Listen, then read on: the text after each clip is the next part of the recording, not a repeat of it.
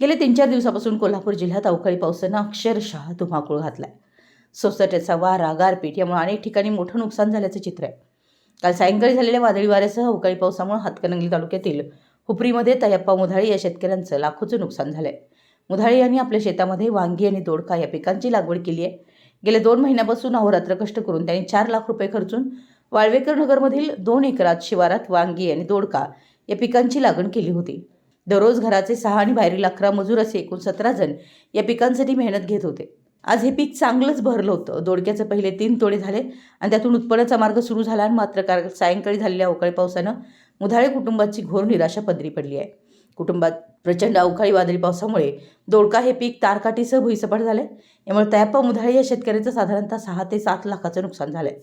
शासनाने याची दखल घेऊन नुकसान भरपाई द्यावी अशी मागणी तयप्पा मुधाळे आणि त्यांच्या शेतकरी परिवाराने केली आहे. अवकाळी पावसानं नुकसान झालेल्या पिकांचा पंचनामा कृषी अधिकारी अशोक कोरवी, तलाठी SP जाधव यांनी घटनास्थळी येऊन केला. तर उपनगराध्यक्ष बाळा सोरंदेवे, नगरसेविका सोनाली प्रशांत जाधव यांनी घटनास्थळी भेट दिली. मराठी S न्यूजसाठी हुपरीहून सतीश कंकणे.